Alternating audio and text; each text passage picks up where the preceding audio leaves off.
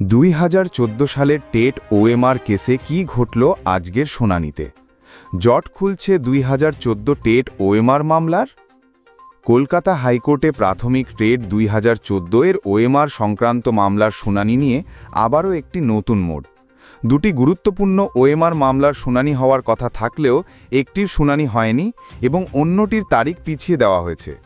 মামলাটি এখন সুপ্রিম কোর্টের রায়ের অপেক্ষায় রয়েছে, যা চাকরি প্রার্থীদের ভাগ্য নির্ধারণে একটি গুরুত্বপূর্ণ ভূমিকা পালন করবে। আসুন এই মামলার বিস্তারিত জেনে নেওয়া যাক।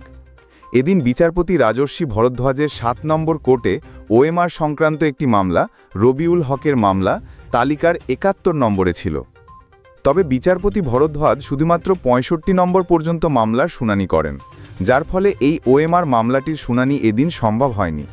মামলাটির পরবর্তী শুনানির তারিখ এখনও জানানো হয়নি, তবে এটি আদালতের বিবেচনার অপেক্ষায় থাকবে। অন্যদিকে বিচারপতি অমৃতা সিনহার 14 নম্বর কোর্টে রমেশ মালিকের ওএমআর মামলাটি শুনানির জন্য তালিকাভুক্ত ছিল। মামলাটি তালিকার 7 নম্বরে থাকায় এর শুনানি হয়।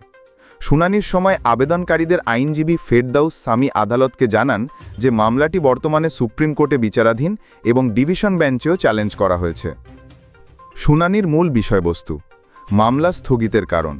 যেহেতু মামলাটি সুপ্রিম কোর্টে বিচারাধীন, তাই বোর্ডের আইনজীবী এবং শিক্ষকদের আইনজীবীরা একমত হন যে শুনানি স্থগিত করা উচিত।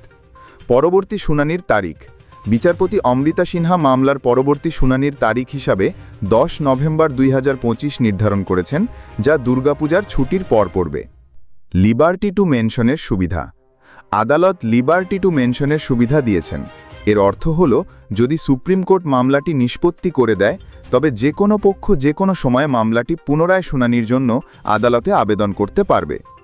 2014 সালের প্রাথমিক টেট ওএমআর মামলার ভবিষ্যৎ সম্পূর্ণভাবে সুপ্রিম কোর্টের রায়ের উপর নির্ভরশীল।